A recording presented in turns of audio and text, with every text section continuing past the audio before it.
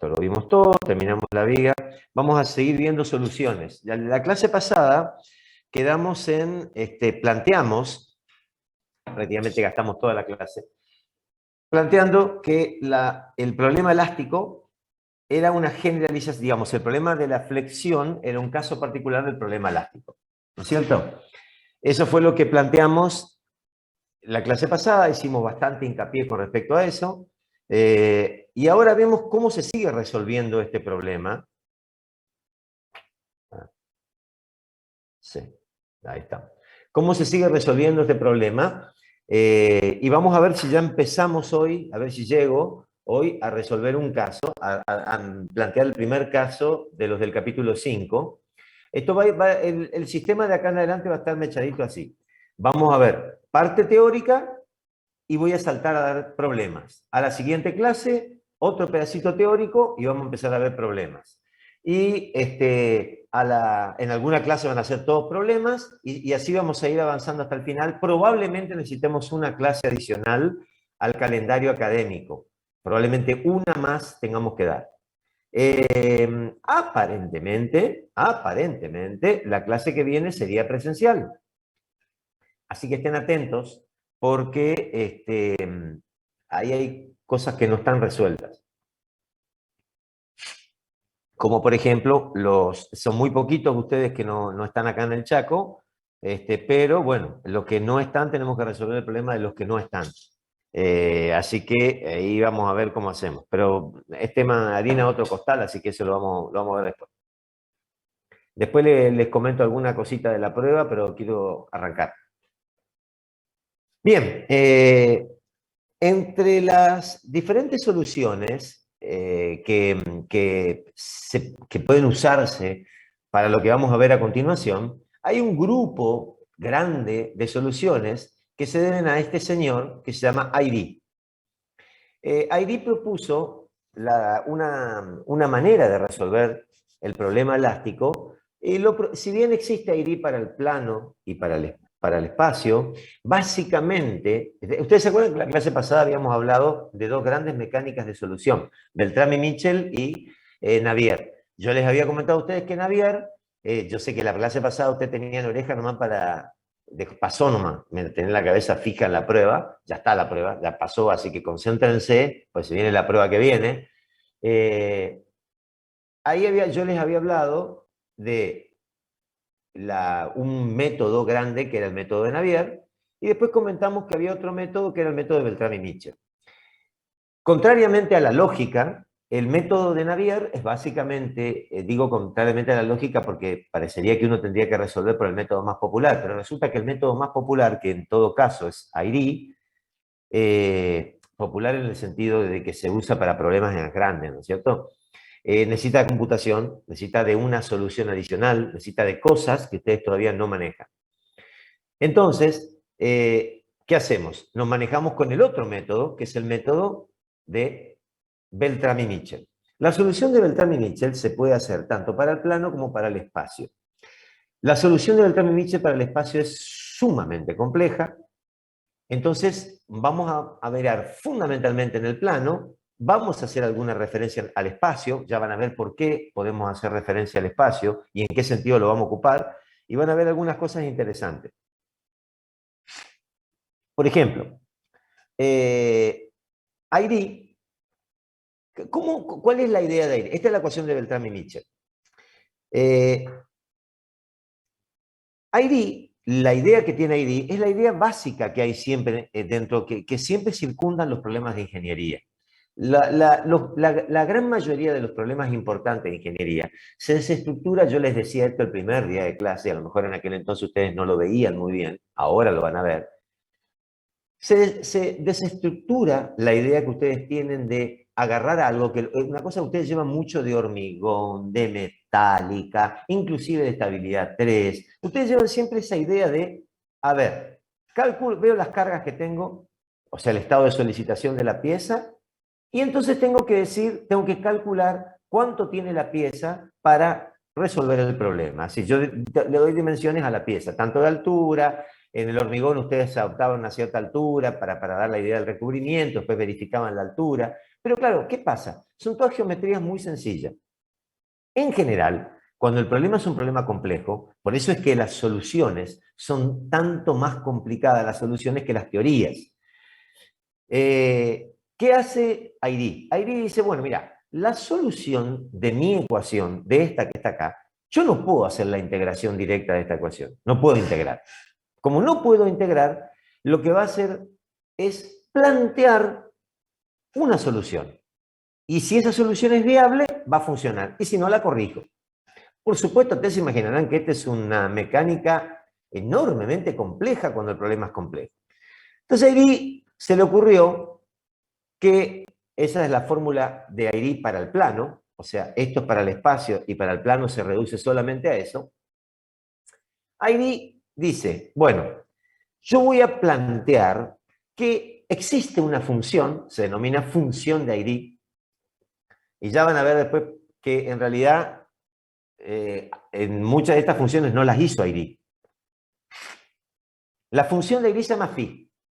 Entonces, Airy, ¿qué dice? Airy dice, va a haber una función que si yo la derivo dos veces con respecto a x2, me va a dar la tensión tau 1.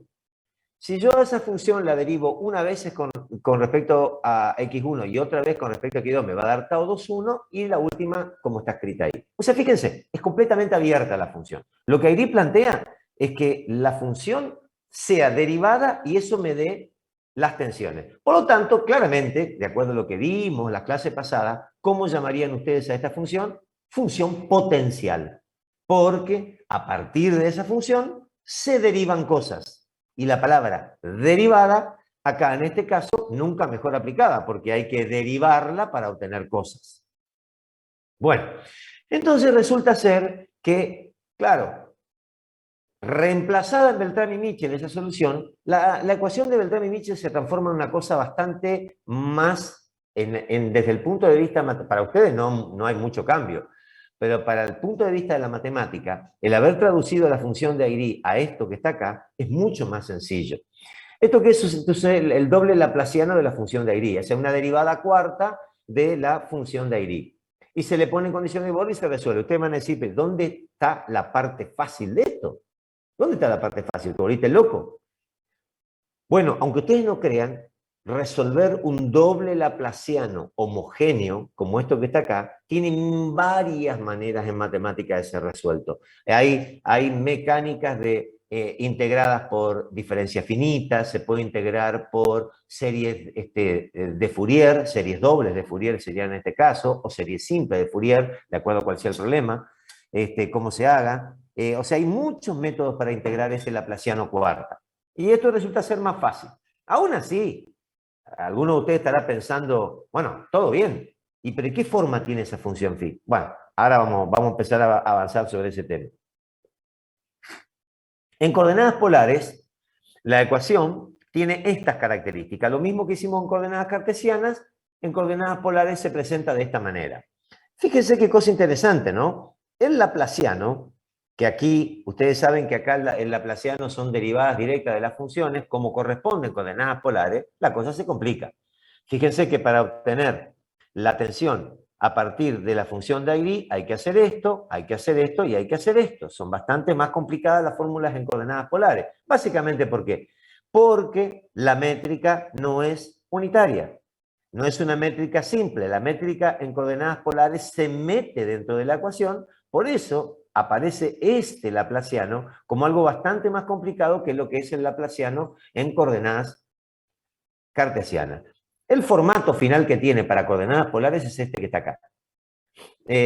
Si ustedes van al final del apunte de clase, les va a aparecer cómo es esto para las otras, para coordenadas esféricas y para coordenadas cilíndricas, que son las cosas más, que más se hacen.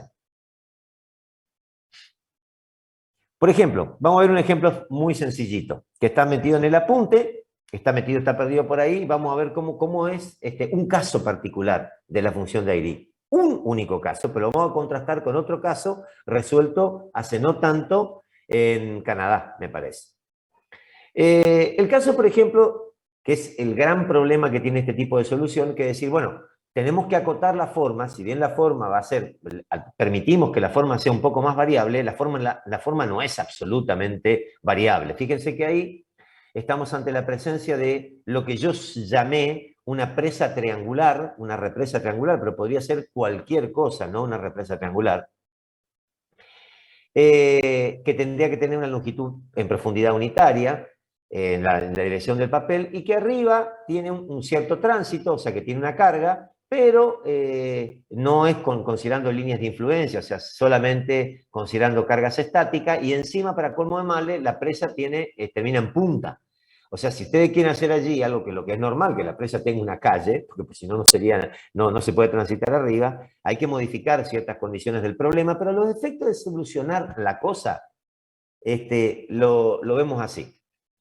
Resulta ser que la distribución de tensiones que tiene y que resuelve este problema está dado acá en amarillo. Yo lo pintarrajé acá en amarillo. Es decir, esta es la solución del problema. Fíjense cómo es la distribución de tensiones que tenemos. Tiene que ver con la carga, tiene que ver con la distancia a la que tomamos las tensiones con respecto a la carga, o sea, R se mide así, ¿no es cierto?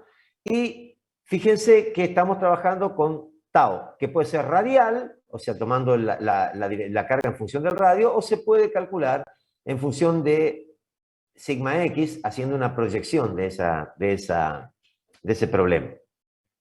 El asunto que como particularidad de este caso, siempre que ustedes tracen una semicircunferencia, la sumatoria de todas las cargas equilibran la carga P acá arriba, lo cual es bastante lógico. Cualquier corte que ustedes hagan, si hacen la integral, como está acá, entre 0 y alfa, lo que resuelven es el valor de la carga que está acá arriba. O sea, lógicamente, el nivel de tensiones en cualquier lugar de esta represa tiene que equiparar a las cargas. Y lo hace según una semicircunferencia porque está hecho en coordenadas polares. Entonces, si ustedes quieren, se pueden tomar el trabajo. La tensión obtenida acá se obtiene a partir de la función de Airy. O sea, este problema que ustedes, acá yo ya les estoy dando la solución. Se dan cuenta que en un caso elemental y sencillo como este, ven que la distribución de cargas, la distribución de tensiones es bastante particular, es bastante, nada previsible. Más allá de que yo por ahí abajo les digo, de que si ustedes toman al alfa pequeño y distribuyen la tensión anormal, esto se va a parecer mucho a lo que ustedes calculan, ustedes van a calcular el ancho de las tensiones que se puso en una columna de ancho variable. ¿No es cierto? Simplemente, si ustedes aprietan bastante esta forma, no les va a diferir mucho el esquema tensional de las cargas en una columna que va variando digamos, va cambiando su planta. Eso ustedes lo van a poder verificar, creo que el caso lo podrían llegar a dar en hormigón, y si no lo dan en hormigón, bueno, sepan que hay herramientas para resolver las tensiones en una columna que va aumentando, se va haciendo tipo como pata de elefante y va aumentando. ¿Y cómo sale esta tensión que está acá? ¿De dónde sale? Bueno, sale de Airy. Y ahí es donde uno ve. Vamos a borrar las cositas estas que molestan. ¿No es cierto? Fíjense cómo se resuelve. Airy propone, como yo les digo, una función cuyas derivadas segundas den las tres tensiones. Bueno, para este caso particular, que acá están, fíjense que se resuelve para coordenadas polares, porque esto es un ejemplo que es mucho más fácil de resolver en coordenadas polares que en coordenadas cartesianas. La fórmula propuesta es esta que está acá. Esta es la fórmula de Airy. Esta es la forma que toma la función de Airy para este caso recontra particular. ¿Esto qué quiere decir? Que quizás pueda usar esa fórmula para otra cosa, pero probablemente no la pueda usar. Ese es el gran tema cuando uno resuelve estos problemas, que estas fórmulas van cambiando según sea cada problema y según vos le cambies las condiciones de borde al problema. Si este problema no tuviera las condiciones de borde que yo planteé recién, esa función de Airy no funciona, no anda, no sirve. Por supuesto, imagínense ustedes cuando la cosa se comienza a complicar, el grado de complejidad que tiene esto cuando el ejemplo no es tan sencillo. Bueno, dada la función de Airy, verificada la función de Airy, que cumple con las condiciones de borde y que equilibra la carga, por supuesto que yo puedo calcular las tensiones haciendo simplemente dos veces derivando con respecto a X1, dos veces con respecto a X2, o tomando las coordenadas polares, haciendo 1 sobre R derivada con respecto a R, que es más fácil hacer esto, ¿no es cierto? Agarrar la tau RR de acá, ¿no es cierto? Que es lo que surge cuando tengo puesto esto acá. Esta constante de integración es una constante que surge de las condiciones de borde y están ahí. Entonces, esta es la manera en que se calcula. Se propone una función. Una vez que esa función verifica las cosas fundamentales que son las condiciones de borde, o sea, equilibran la carga, verifican la condición de borde equilibrando la carga, entonces ustedes pueden proceder a calcular las tensiones y una vez que tengan las tensiones, después pueden calcular las deformaciones utilizando la ley de Hooke. O sea que no tiene mucho problema una vez que la función de Airy apareció. Claro, hay que hacerla aparecer a la función de Airy. No es ninguna pavada. Ahora les voy a mostrar un caso donde obviamente, se va del otro lado. Ya todavía no. ¿En qué caso se utiliza, vamos a resolver nosotros funciones con función de Airy? Bueno, vamos a resolver con función de Airy el problema de la viga curva, o sea, vamos a intentar resolver vigas que tienen ejes curvos, como esta viga que está acá, por ejemplo, que esto representa un puente, como esta que están acá, que son de valor arquitectónico, porque más allá de que además sostienen el ferrocarril, estas estructuras son más ornamentales que otra cosa. Yo siempre les comento a ustedes, en las naciones desarrolladas las cosas no se hacen solamente por necesidad. Ellos están en una situación en la cual algunas cosas se pueden hacer por necesidad y otras por estética. Lo bueno es que cuando hay cosas por estética para hacer, eso no requiere menos trabajo del ingeniero, requiere el mismo trabajo o más. Esto este año no lo vamos a ver, pero ustedes no lo ven en toda la carrera. Probablemente el año que viene sí lo veamos, que es la viga de eje curvo puesta en el otro sentido. Es decir, no cuando la carga está aplicada acá arriba, sino cuando la carga está aplicada en el plano de la viga y la curvatura es horizontal. Esto no se resuelve por Airy, esto se resuelve por otro método que sí, es lamentable que ustedes no lo vean porque cualquier autopista tiene cosas como esta.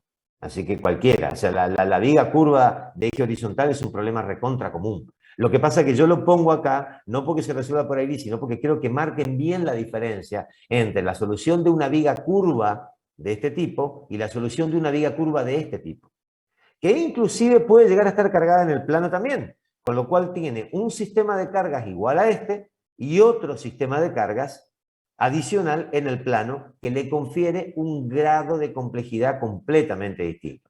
Este tipo de vigas, así como están acá, no funciona la teoría de flexión. Lo que ustedes aprendieron hasta acá no sirve, no va. Acá tienen el ejemplo que yo les decía de una función de Airy complicada. Intentaron estudiar, de hecho lo verificaron en Canadá, resolver el problema del túnel, de un túnel no me acuerdo bien para qué era esto, si era para un subterráneo, creo que era para subterráneo, a ver si miramos las medidas allí, profundidad hasta acá, el radio, algún dato de radio acá, 4 metros, 2 metros, yo no sé, el radio son 4 metros, 2 metros. No estoy tan seguro para qué lo hicieron, pero debe ser un túnel secundario para el caso de líneas de subterráneo, debe ser algún túnel secundario para traslado de otra cosa, porque no es por el tamaño que tiene, no sirve para que pase por ahí un tren, obviamente, pero probablemente sea alguna cuestión secundaria. Y se hicieron el estudio del subterráneo de Bangkok, de Heathrow, esto es en Londres, Green Park y creo, de Belfast también se hicieron algunas cuestiones comparadas. Y la pregunta que la gente se hacía era, bueno, este túnel metido adentro, ¿a qué profundidad tenía que estar el túnel para ver qué tipo de esfuerzo estaba sometido esa estructura, digamos, cargada solamente, fíjese dónde está la superficie, está puesta ahí medio cerca, y cargada está en una profundidad H, donde ustedes más o menos ven acá la profundidad a la que está. Heathrow está 19 metros, Green Park está 29 metros, o sea, no es pavada, son 29 metros de profundidad, es una barbaridad. En realidad, justamente el subterráneo de Londres es bien profundo, tiene algunos ramales que son muy profundos, porque en realidad Londres tiene esa particularidad de poder hacerlo. Bangkok parece que también más o menos igual que Heathrow, pero son profundidades grandes, no es un tunelcito hecho así nomás. Profe, ¿esta fórmula siempre se ocupa en coordenadas polares? No, vos la podés ocupar en cualquier parte, pero Depende de cuando, la condición de borde, eso. claro, depende de la condición de borde, pero ¿sabés qué es lo que tiene el Zurrita? Que cuando vos la querés poner en coordenadas cartesianas se hace mucho más complicada, sobre todo si es 3D. En cambio, cuando son coordenadas polares, el 3D como este es un problema 3D, que vos lo vas a reducir fácilmente por la simetría. La gran ventaja cuando hay simetrías. Cuando vos tenés simetría, podés reducir el problema rápidamente y encontrar funciones. El problema es que vos, si el problema es muy asimétrico y 3D, no encontrás la función. Fíjate lo que son las funciones para este problema particular. ¿Eh? Acá está el cálculo de los desplazamientos. La función está, acá tiene la función propuesta por Park en el año 2004, un coreano. Tremenda cantidad de constantes y por supuesto desarrolla con polinomios porque es la única forma de aproximar funciones. O sea, no es pagada, ¿viste? La tensión tenés un montón de constantes para determinar todas las tensiones y por supuesto los diferentes desplazamientos, ¿no es cierto? Se considera el lecho elástico, o sea, se considera que puede bajar. Bien, está bastante bien simulado todo, ¿no es cierto? Todo una aproximación bastante importante a la realidad. Y acá lo que logran ellos Profe, una mostrar, consulta. sí, dale. ¿Puede haber más de una función que resuelva el mismo problema o siempre es única? No, no, puede haber más de una. Lo que pasa que normalmente sí, por qué te puedo decir esto? Porque vos cuando resolvés el problema, lo que buscás es la función que con mínimas condiciones te resuelva. De hecho, puede haber más funciones que te resuelvan el problema. Lo que pasa es que, ¿cuál es el problema? Es como cuando vos me decís, cuando vos te vas a comprar yerba y te fijas el precio de la yerba, ese es el precio, vos decís, es el único precio que puede tener la yerba. No, mirá, yo voy a comprar en el que está más bajo. Ahora, puede haber un montón de precios por encima. Uno se queda con la función de ID que le da menos trabajo. En el caso de la yerba te gasta menos plata, en este caso te dé menos trabajo. No quiere decir que no haya funciones de ID que puedan seguir usándose. Lo que pasa es que si vos conseguís una que resuelva el problema más o menos, cuando yo te digo más o menos, ¿por qué te digo más o menos? Porque justamente en la idea de quedarse con una solución, puede que no se contenga totalmente el problema, que haya algunos escapes. Fíjate vos que en este caso particular, los descensos en función de la distancia horizontal que se observaron en los distintos resueltos por ID, te da, por ejemplo, en el S1, que no me acuerdo cuál era uno de los dos, te da por encima. El real, el que se midió, es este que está acá. Este es el observado, el que tiene los puntitos moraditos. O sea, lo observado son estos. O sea, podría haberle ajustado una curva, pero el autor no le ajustó la curva. O sea, son puntos discretos. Ellos midieron los descensos en puntos discretos. Vos tenés que el S1 dio negro, el S2 dio rojo, el otro dio azul. Bueno, van dando distintos grados de aproximación según sea el caso. No, no, de todas maneras, este ajuste es desde el punto de vista, fíjate que lo que está al costado son milímetros. Estar pifiándole a la realidad por milímetros es un ajuste de la gran 7, buenísimo, muy bueno, no bueno. Es un problema complejísimo. Este problema también, por supuesto, que se puede resolver por computador. De hecho, no se resuelve en este caso por AIRI, sino que se lo resuelve por Navier. Bueno, por Navier los resultados no fueron muy diferentes. En este es un típico caso en el cual las simetrías y las condiciones hacen que se pueda resolver la situación por dos métodos y que los dos métodos den bien. De todas maneras, yo les quiero decir una cosa. Si yo meto esto en un computador, lo meto. Ahora, el Park no sé cuánto tiempo, solamente un chino puede tardar el tiempo que tardó para encontrar esto. Es una barbaridad encontrar la función. Hay que aproximar, porque ni siquiera es un polinomio regular y sencillo. Es un polinomio bien complicado porque tiene seno, coseno e involucra, no sé si prestaron atención, el logaritmo de R. O sea, fue detectando prácticamente distintos tipos de ecuaciones que vayan representando el problema. Se darán cuenta ustedes por qué yo les digo que sí, no es joda resolver esto. Estas cosas son difíciles de resolver. Bueno, otros tipos de soluciones que también se plantean, Ingeniero, ¿y esto ¿sí? siempre se da así en estado plano, digamos? para ID se usa siempre estado plano. No funciona bien ID, está la versión de ID para 3D, pero no funciona bien. Se da resultados malos y se ponen funciones muy complejas de utilizar. O sea, ¿qué es lo que pasa?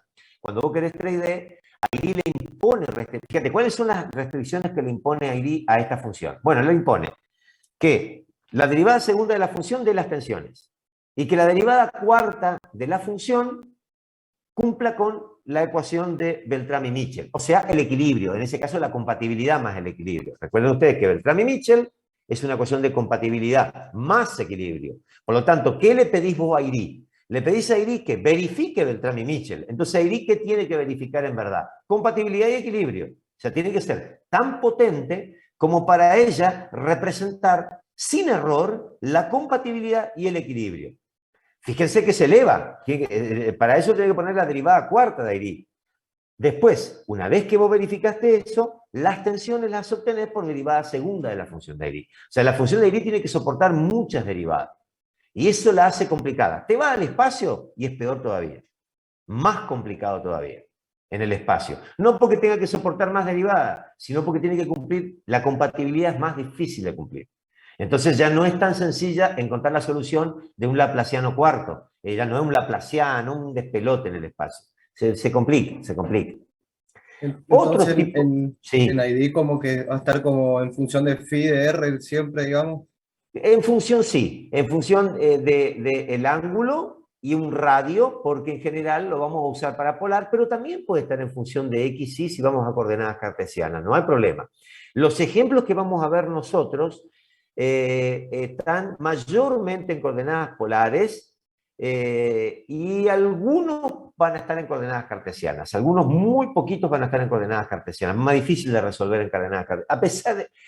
A pesar de que la coordenada cartesiana vos tenés, qué fácil son las derivadas, porque no tenemos métrica ni nada por el estilo, todo bien en el andamiaje de la ecuación. Una vez que encontraste la métrica, la metiste, resolviste la ecuación, polar es más fácil de resolver que coordenadas cartesianas. ¿Pero por qué es más fácil? No porque no hay ninguna preferencia de R, phi y tita con respecto a X y Z, no hay ninguna diferencia, o sea, no es que va a ser al contrario, por ahí son funciones más. Lo que pasa es que la coordenada polar, en general, cuando pasas a coordenada polar cilíndrica o esférica, ¿qué es lo que hay? Simetrías. Cosas que no suele ocurrir en coordenada cartesiana, no hay simetrías. Entonces, cuando vos empezás a encontrar simetrías, ahí venga para acá. Es mucho más fácil encontrar la solución, si hay simetría. Siempre que el problema tenga simetría, es la manera más rápida de resolverlo. Por eso, manualmente, resolver problemas no simétricos manualmente es muy difícil. Cuando los problemas son simétricos, manualmente se lo puede resolver. Y cuando me refiero a manual, me refiero sin el auxilio de un computador. Por ejemplo, fíjate, este es otro tipo de problema. El problema de orificios. O sea, concentración de tensiones en orificios. O sea, cuando vos tenés un cierto orificio sometido a carga, se produce una desviación de las tensiones principales y produce concentraciones en torno al agujero provocado.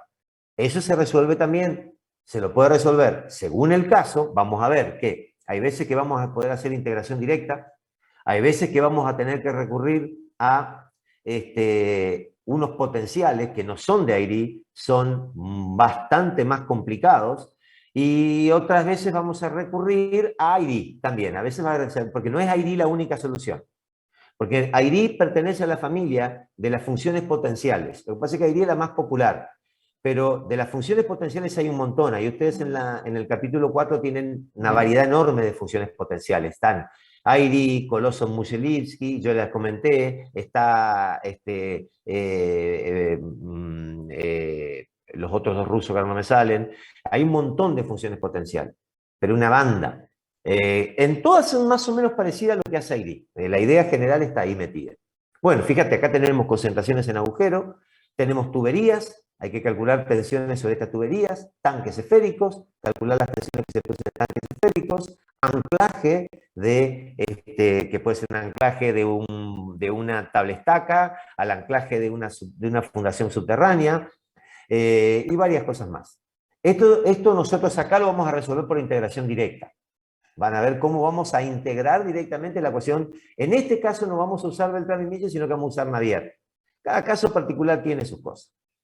En este caso, por ejemplo, que son problemas de contacto, que es la rueda de un ferrocarril con la vía, en este caso, el estudio de la tensión que se ejerce sobre la vía y sobre la rueda, entra dentro de lo que se llama problemas de contacto, ¿no es cierto? Y esto se resuelve de otra manera, se utilizan otros potenciales. Es el mismo caso de los cilindros de fundación, cuando vos tenés el contacto abajo, o por ejemplo en estos casos, esferas sobre mallas que pudieran ser, por ejemplo, protectivos de una obra en construcción, o sea que algo que vos estás protegiendo, por ejemplo, cuando se va a producir ustedes tienen que demoler algo, por ejemplo, yo les comenté esto, ustedes tienen que demoler algo y hay posibilidad de que algún detrito de la demolición caiga sobre una zona que ustedes no quieren, entonces tienen que protegerla con mallas o con lo que tengan. Bueno, ese es el caso donde ustedes tienen que prever que algo se cae, impacta, y ustedes tienen que absorber ese impacto, independientemente que la estructura de protección se rompa. No interesa que la estructura de protección se rompa. Lo que interesa es que no se rompa lo que está abajo. O sea, eso es factible perderla a la estructura. Acá está lo que no me salía. Papkovich-Neuber es el potencial, otro tipo de potencial, que es un poco más complejo que ID. Es un poquito más complejo, pero son del mismo tipo. Fíjate que siempre es una función, nada más que mientras que la de ID es una función escalar, en este caso, en Papkovich-Neuber, no. Es un vector y una función escalar. Dos cosas propone él. Es un poquito más sofisticado el caso de él. Otras soluciones, por ejemplo. Vamos a ver ahí entre los casos que vamos a resolver. Esto es un caso real de un Boeing de la línea Southern y que se rompieron los remaches en una parte del fuselaje. Y resulta ser que se produjo el desprendimiento e increíblemente pudo aterrizar sin muertos, no probablemente por una cuestión bastante particular que nosotros vamos a tratar de dilucidar, si es posible, que no es tan posible, no es tan sencilla. ¿Por qué dejaron de romperse los remaches? Porque se empezaron a rasgar los primeros remaches y en algún momento se detuvo. Un proceso que a veces uno dice, bueno, cuando se me empezó a romper, estoy hecho. No necesariamente. Vamos a ver que la fisura hay un momento que puede no propagarse. También es probable que cuando se levantó, los detalles del accidente no los conozco, pero es probable que esto no haya ocurrido en pleno vuelo, no lo sé, a lo mejor sí ocurrió, sino que haya ocurrido en el proceso de descenso. Entonces probablemente una disminución de velocidades, de presiones, etcétera. Igual, no vayan a creer que nosotros estamos por calcular algo muy importante, vamos a estimar más o menos qué es lo que pudo haber pasado considerando la presión de cabina. No es que, porque esto es un problema sumamente complejo. Esto lo vamos a resolver con potenciales de Colosso Muschelishvili. Son potenciales un poco más complicados que los anteriores. Vamos a aplicarlo directamente, nosotros, gracias a Dios. Yo digo, cada vez esto, o sea, el tiempo que les llevó a estos muchachos obtener estas soluciones, no tienen ni idea. Pero bueno, lo bueno es que están hechas, ya las tenemos, podemos usarlas. Otro tipo de cosas que vamos a resolver es, vamos a verificar cómo se produce la expansión de onda de tensiones. La expansión de onda de tensiones es un problema que ustedes no ven en toda la carrera, porque ustedes están muy acostumbrados a ver el problema como problema estático. Es decir, yo cargo y tengo tensiones. La cosa no funciona así. En la realidad, las tensiones son ondas, que lo vamos a ver en el último tema de teoría. Pero, peor todavía, cuando tenemos situaciones en las cuales se produce la aplicación de la carga y después se suspende la aplicación de la carga en un tiempo muy cortito, ¿no es cierto? O sea, digamos, se desarrolla el efecto de aplicación de la carga y se ve qué es lo que pasa. Este problema se resuelve con lo que se llama potenciales de Love. Love es otro autor. Siempre que haya involucrado ondas, Love es ideal. Love se usa también, por ejemplo, para tipo terremoto, esas cosas. Los potenciales de Love son los que funcionan mejor y andan muy bien. Vamos a intentar evaluar qué tipo de tensiones hay en una superficie que es una cúpula esférica, ¿no es cierto? Y las vamos a resolver con la geometría no euclidiana, es decir, vamos a resolver un problema en el cual la ecuación de compatibilidad no se verifica. Es decir, vamos a resolver cómo son las tensiones sobre una cúpula, tipo la cúpula de la Capilla Sixtina, tipo la cúpula de, bueno, cualquier cúpula esférica, ¿no es cierto? Típicamente cúpula esférica. Bueno, acá paramos, porque ondas no voy a dar, se lo voy a dar después, y vamos a pasar a resolver problemas. Vamos a ver los primeros problemas que tenemos. Vamos a empezar a ver algunos de los pequeños, de los problemas más sencillos que hay. Les voy a pasar las preguntas. Primera pregunta. ¿Cuál es el método de solución más usado y por qué?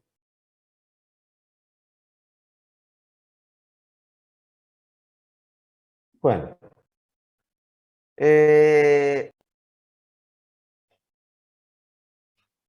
Claro, como aquella frase inmortal de Cornelio Saavedra,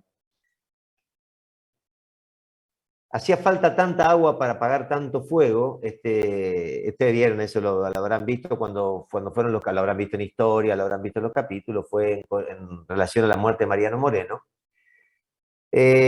Bueno, nosotros tuvimos que, para llegar hasta acá, no digo que fue tanto como Mariano Moreno, pero más o menos tuvimos que tener bastante agua para apagar bastante fuego. Ustedes ven que ha corrido bastante teoría para poder entender problemas que no son sencillos de ver a primera impacto de ojo. No se encuadran dentro de aquellos que se pueden resolver sencillamente, aquellos que se pueden tipificar rápidamente a través de tensiones sencillas. Claro, la cosa, en general, uno se presenta con cosas que no son así. Bueno, un problema muy común que cuando lo ve, el problema parece sencillo. Parece muy sencillo el problema. Pero no es un problema complicado desde el punto de vista, no es un problema complicado desde el punto de vista de la solución, es lo más sencillo que se puede resolver. Pero sin las herramientas adecuadas no lo podés hacer. O sea, la idea es la siguiente. Tenemos un cuerpo grande, un macizo, ¿no es cierto? Las dimensiones son muy grandes con respecto a lo que a nosotros nos interesa, que es un orificio que está dentro de ese cuerpo, y ese orificio está sometido a una presión. ¿Por qué puede ser la presión en ese agujero? Bueno, puede ser por un montón de cosas. Puede ser por problemas químicos, por ejemplo, vos hormigonás y dentro del hormigón, por ejemplo, se te queda, el hormigón no fue bien vibrado, no estuvo durante el proceso de colado, se quedó alguna imperfección, cualquier cosa puede producirse. O, por ejemplo, pudo haber quedado alguna microfisura, o mini fisura, no tan micro, mini fisura en el hormigón. A través de ese hormigón, por ejemplo, pudo haber estado en zonas, por ejemplo, salinas, cerca del mar, o pudo haber sido una estructura que sostenía, supónganse, una plataforma, y se te mete sal, de alguna manera. Cuando se le mete la sal, se produce un proceso químico serio, muy serio, que desarrolla tensiones importantes, y ustedes dicen, pero esto es un cuerpo grande con respecto al agujero. Nunca, digamos, le quiten importancia, nunca le bajen el precio a las tensiones que se producen en lugares cerrados, y sobre todo por procesos de dilatación. Por ejemplo, hielo, por ejemplo, químico. Es decir, el problema puede llegar a tener ribetes sumamente complejos a pesar de que el agujero era muy chiquito con respecto a la estructura. Serios, muy serios, no es pavada. Sobre todo en estructuras como hormigón, suelo, son muy complicadas. Roca. Pero además de eso, el problema esto es el problema de la tensión en cavidad esférica, o sea, el problema general. Hay un libro entero, interesante, sobre tensión en cavidad esférica, que da todos los procesos que se pueden resolver simplemente aplicando tensión en cavidad esférica. De todos esos procesos, nosotros vamos a ver uno solo durante la materia. A mí me tocó resolver un caso parecido, ni bien me había recibido. Empecé a trabajar en una empresa que tenía mucha obra, pero era bastante mediocre en funcionamiento general, como todo lo que pasa acá en el Chaco, Corrientes, Formosa, todo muy mediocre. y no tenían una estructura de verificadores y no tenían ganas de gastar plata en calculistas externos. Entonces agarraron a un boludo que estuviera recién recibido y que se preocupara por el problema, al que le pagaban bien poco, y que resuelva. Y bueno, entonces me dieron, había era una cosa chiquita, pero una barrera que habían querido, estaban tratando de hacer un muro de contención con ladrillos y viga, digamos, no querían hacer de hormigón porque eso ya era una cosa muy compleja, entonces querían usar ladrillo porque tenían una serie de situaciones que era lamentable relatar, porque el relato, digamos así, es deprimente, digamos, deprimente. Vamos, vos te encontrás en un lugar y decís, che, ¿qué es lo que nos sobró de todas las casas que hicimos? Bueno, mirá, sobraron 10 ladrillos, 4 cascotes, 2 baldes y 2 carretillas rotas. Bueno, hacé el muro. ¿Y ahí hacía magia, ingeniero, usted? Había que hacer, mirá, yo no tengo la menor idea qué es lo que habrá pasado, porque yo nunca estuve para verificar la construcción, tampoco tuve que firmar nada, porque yo no estaba ahí para calcular, yo era empleado de la empresa.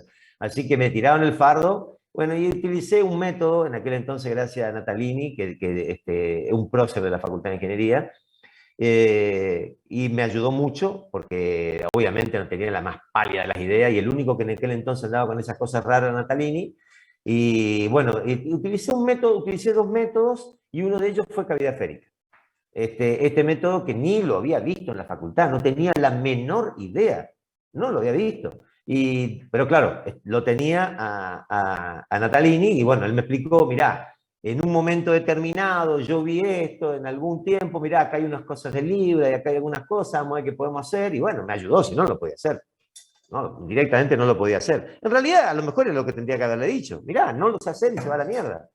Pero probablemente me hubieran echado y no hubiera perdido mucho porque me echaron 10 meses después cuando vino la hiper de Alfonsín, así que tampoco hubiera perdido. Así que como ustedes verán, no, nunca, lo que ustedes crean nunca es lo peor que puede pasar. Así que, ¿qué va a ser? La vida es así nomás. Pero es interesante el tema.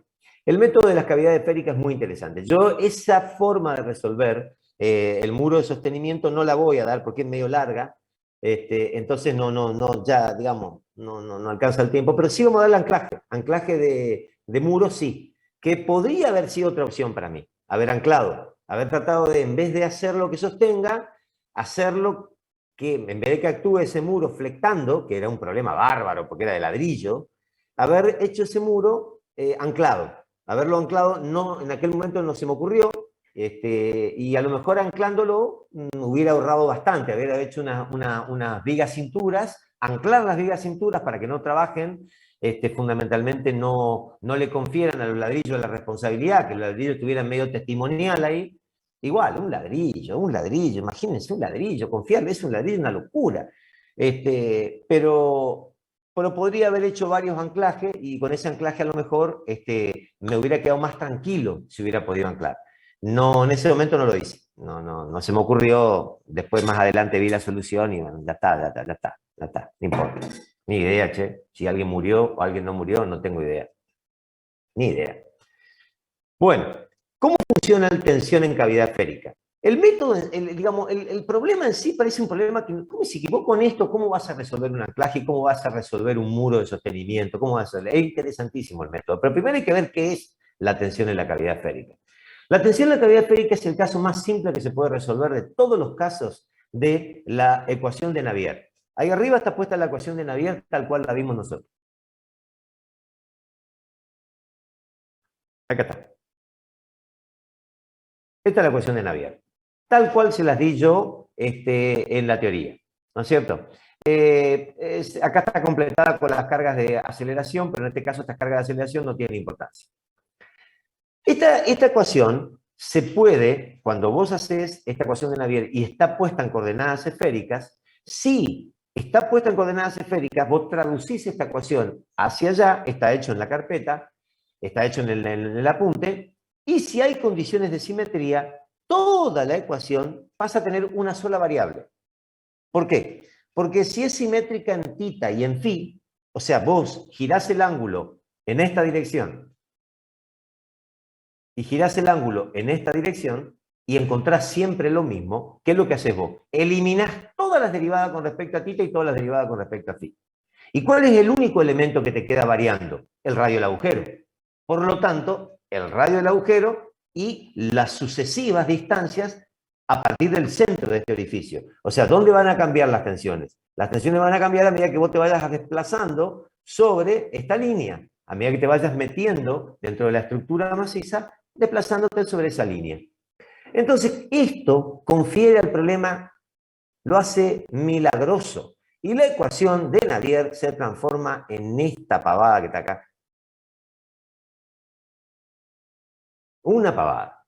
Porque ustedes se darán cuenta que eso es una ecuación que se puede integrar perfectamente porque no es más que una ecuación en derivada primera del radio. Es una ecuación que se integra, era más fácil que cualquiera de las integrales que le daban a ustedes en primer año en la carrera. Era lo más sencillo esto. Bueno, ahí están en el apunte los detalles de la integración. Pero para poder integrar van a aparecer constantes de integración, por supuesto que aparecen constantes de integración, de hecho esto es igual a una constante, y según el valor que ustedes le den a esta constante va a dar distintas soluciones. Para el caso particular, nosotros le damos un valor 3A, ese número tan raro, 3A, es simplemente porque pretende que después se simplifiquen un poco cómo se obtienen las cosas. Pero no importa, si no hubiesen dado 3A, le hubieran dado A, la constante, la cosa funciona perfectamente igual. Lo que pasa es que un 3 rompe los quinotos por todos lados, queda un 3, entonces conviene poner 3A. Y listo. Ahí ustedes resultan que integran esto y les queda esta ecuación para la integral. O sea que las distancias o los desplazamientos a partir del radio dependen de el radio y dos constantes A y B. Punto aquí y vamos viendo lo que hacemos. Fíjate, ¿qué les decía yo a ustedes? ¿Qué sería B, ingeniero? Constante, ahora vamos a ver qué valor toma. Son constantes que te quedan producto de la integración. Fíjense un detalle. Como siempre ocurre, la fórmula resuelta por Navier, la primera solución que da es el desplazamiento. Por eso es tan potente Navier. Porque la verdad es que si vos obtenés... Espera que se volvió loco... Se volvió loco mi... ¿Y cómo? Pare, loco. Se enloqueció. Ese yo. Está medio sensible. Ahí está. Tratarla con cariño nomás. Fíjense que ustedes obtienen como primera incógnita del problema, lo que sale como primera solución en Navier son desplazamientos. Esto es sumamente potente porque conocer el estado de desplazamiento del cuerpo les permite conocer todo el resto. ¿Cómo? Derivando y aplicando las relaciones de tensión de formación. Y lo interesante es que establecer condiciones de borde en desplazamiento siempre es más fácil que establecer condiciones de borde en tensiones. Sin embargo, fíjense este caso particular. Yo tengo la fórmula de desplazamiento, que es UR que surge de arriba. O sea, teóricamente, el campo de desplazamientos de este problema refleja esa ecuación que está allí. Pero, sin embargo, voy a calcular con las constantes, voy a seguir calculando, porque yo acá tengo un problema. ¿Cuál es mi problema en este caso? Mi problema es que fíjense que no está fácil poner condiciones de borde en desplazamientos. Pese a que se resuelve por Navier, te encontrás con el problema, es que ¿cómo le pones a esto una condición de borde en desplazamiento? ¿Cuál sería la condición de borde que a ustedes se le ocurre en desplazamiento de esto? No tengo esa condición de borde. No puedo plantear condiciones. ¿Qué datos tengo de mi problema? Tengo el radio y el agujero. ¿No es cierto? Bien. El límite, la esfera que limita el agujero. El casquete que limita el agujero. Entonces yo podría decir, bueno, una condición de borde es que ese R queda fijo. Sí, pero en principio esa condición de borde no me dice nada con respecto a la solución de los distintos, de las otras variables. Es decir, planteando esa condición de borde de que el U en R quede fijo, y no estaría resolviendo el problema. En realidad, si bien son pequeñas deformaciones, el agujero tiene un proceso de expansión. Se agranda el agujero, la realidad es que se agranda. Yo no puedo caer en la hipótesis de pequeñas deformaciones que, como yo le digo, no, trabajamos con la estructura sin deformar porque caemos en un contrasentido. Si el agujero no se deforma, el R permanece constante, no toma tensiones. Entonces, no es un elemento que yo pueda utilizar justamente el decir que el R queda constante. No es un elemento que yo pueda usar. Pese a que teóricamente en pequeñas deformaciones pasa eso. Teóricamente yo trabajo con la estructura indeformada. Pero no es una hipótesis real. Es una hipótesis solamente, porque en realidad el agujero se deforma, lo dice ahí. Entonces tengo que irme a tensiones, porque ahí sí estoy conociendo qué pasa con las condiciones de borde. Miren, hago derivada de este desplazamiento y obtengo las deformaciones. Por supuesto, el problema de A y B se traslada a deformación. Seguimos llevando para adelante la constante en deformación. Calculamos las tensiones aplicando Hooke, la ley de Hooke. Ven que utilizamos las constantes de la ME, lambda y G, porque es más cómodo utilizar constantes de la ME. Y seguimos llevando A y B, pero ahora sí tenemos las condiciones de borde. Las condiciones de borde acá son claritas, que es que la tensión, cuando el radio es igual a A, es igual a P0, menos P0 por una cuestión de la carga, y que decimos que la tensión radial suficientemente lejos del agujero desaparece, se anula. O sea, ¿qué es lo que estamos diciendo nosotros? Que si este agujero está bastante metido dentro del cuerpo, cuando yo me vaya yendo del agujero, suficientemente lejos, no voy a tener tensiones. O sea, las tensiones se van a disipar. ¿Se acuerdan aquellas hipótesis que usaban con Barrio? Hipótesis distintas de que sí, el cuerpo tiene las cargas lo suficientemente lejos del punto, ya no se consideran. Acá la estamos usando. Estamos diciendo, suficientemente lejos. Ustedes me van a preguntar, ¿y cuán lejos? Bueno, cuanto más lejos mejor. Eso es lo que te voy a decir. Ya vamos a ver que cuando hagamos anclaje, vamos a tener un problema, porque cuando vos haces anclaje, el límite no está tan lejos. No está tan lejos. Entonces ahí hay un problemita.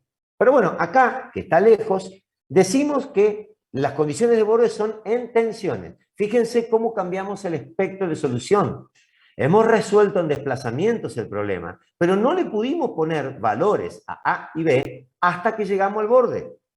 Acá estamos repasando todas las preguntas que ustedes hacían durante todo el tiempo en la materia. O sea, eso les pido que lo conecten. Todas las preguntas pero ¿se acuerdan que me preguntaban hasta no hace tanto antes del parcial? Pero yo, cuando voy al borde, ¿cuánto tiene que valer esto? ¿Cuánto tiene que valer otro? ¿Cuánto tiene que valer? Miren, esto es, lo que pasa es que se ve sumamente sencilla. Pero esto es T igual a T por N. Eso está ahí. Eso es T por N. Lo que pasa es que se lo ve sumamente sencillo por el tipo de coordenadas que hemos optado. Hemos optado por una coordenada que desaparece completamente este problema de T igual a T por N. El tensor de tensiones es un tensor sumamente simple. ¿Por qué es sumamente simple? Porque ustedes se darán cuenta qué es lo que dice acá. El tensor dice que la tensión, tenemos un tensor que no tiene corte, que tiene tau RR, tiene tau, tita, tita, y tau, fi, ¿ok? 0, 0, 0, 0. O sea, es un tensor diagonal, digamos. Está siempre en eje principal este tensor porque no tiene nunca corte. Y fíjense que encima, esta es igual a esta.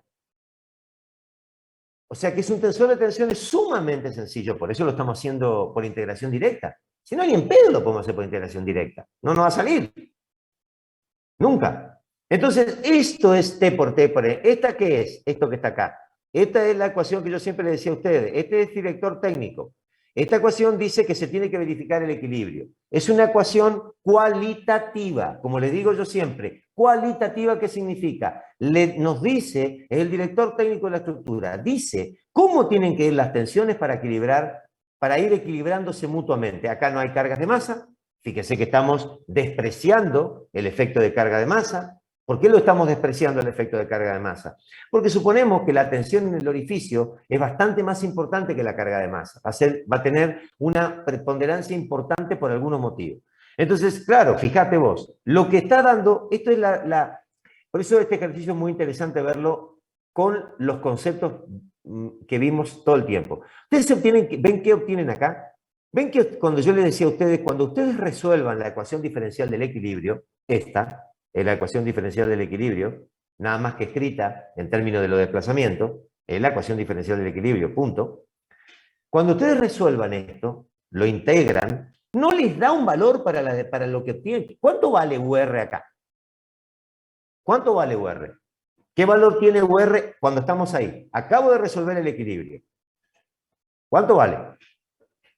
¿Alguien me puede decir si vale 5 el UR? A ver, cuando R es igual a 2, ¿cuánto vale UR?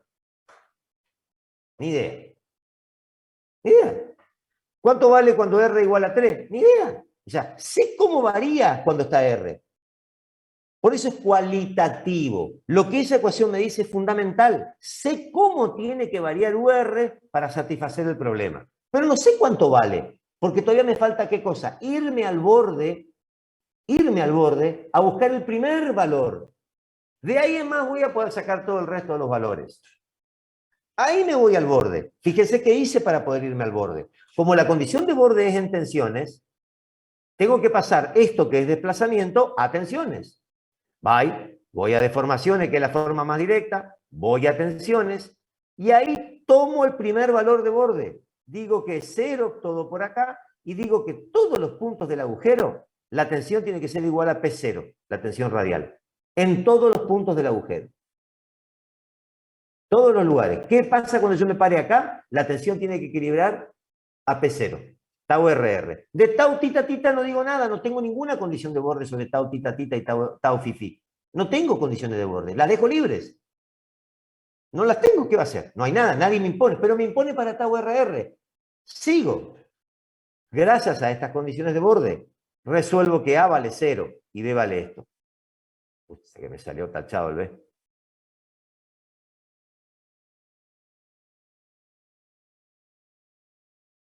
B vale esto. Ahora, genial, con A y B me vuelvo a U. Ahora, todo cambió.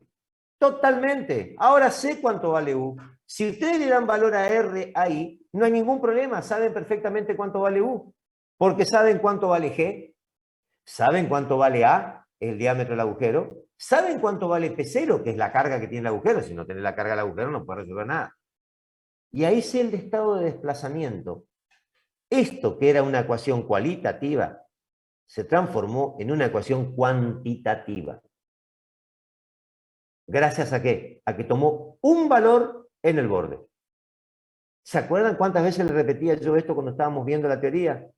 Que le decía que tenían una estructura cualquiera y que en el borde, les habíamos dibujado que en el borde, acá le teníamos que una cierta carga T y que acá el tensor de tensiones tiene que equilibrar esta carga. ¿Qué hace el tensor de tensiones acá? El tensor de tensiones en este lugar está condicionado, solamente ¿quién está condicionado en ese lugar? Está condicionado TRR, los otros dos no están condicionados. De hecho, fíjate lo que vale tau RR y tau tita tita en el borde. Mirá. Fíjate. Este es un caso muy interesante. ¿Satisface las condiciones de borde? ¿Hicimos bien las cosas? Mira, tau RR vale esto. Lo calculé en función de U, después de haber calculado épsilon. Fíjate, cuando el R es igual a A, ¿dónde estoy? En el borde. ¿Cuánto vale tau RR? Menos P0, era lo que le puse. Ese es el que está condicionado en el borde. ¿Y qué pasa con tau tita tita? Mira, vale P0 sobre 2, pero no. Vale P0 sobre 2 porque tiene que hacer del equilibrio general. ¿Eso de dónde sale el P0 sobre 2? En el equilibrio general, que es el que mantiene la armonía, que todos los puntos tienen que equilibrio con los demás puntos. Entonces, con haberle dado solamente valor a un punto, a una parte del tensor de tensiones, definir el tensor de tensiones en todo el cuerpo. Está totalmente calculado el tensor de tensiones en todo el cuerpo. Yo me voy a parar acá y sé cuánto va a valer este tensor T que está acá. Y no hay ninguna discusión. Este es el procedimiento que se hace con las condiciones de borde. La carga no se interpreta como ustedes están acostumbrados a interpretar. Arrancan por la carga. Es distinto el problema. El problema lleva un requerimiento completamente diferente. Es analizar cuál es la variación cualitativa y nos vamos al borde. Este ejemplo, ¿por qué es tan valioso? Primero, porque resuelve un montón de problemas, y segundo, porque refleja el procedimiento de la elasticidad en su mayor medida. Lo ves, ¿qué es lo que pasa? Lo ves como si lo estuvieras manipulando y entendés todas las cosas que veníamos discutiendo de qué era una compatibilidad, qué era un equilibrio, qué era una condición de borde, etcétera, etcétera, etcétera. Por supuesto que esto puede ser tanto más complejo como ustedes quieran. Bueno, a ver, espera que no sé si tengo que pasar a la segunda pregunta. ¿Ya va siendo hora? Bueno, les paso a la segunda pregunta. ¿Qué diferencia hay entre las ecuaciones de Navier-Stokes y Saint-Menand?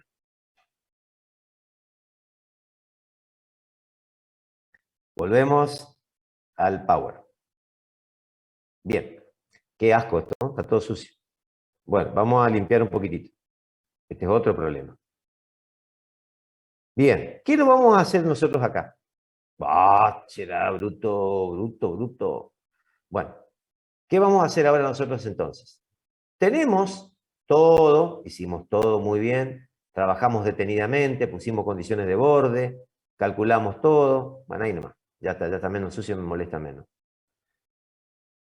Lo que se pide es determinar los tensores de tensión y deformación para valores de P0 de 1100 a de 10 milímetros y graficarlos en un diagrama.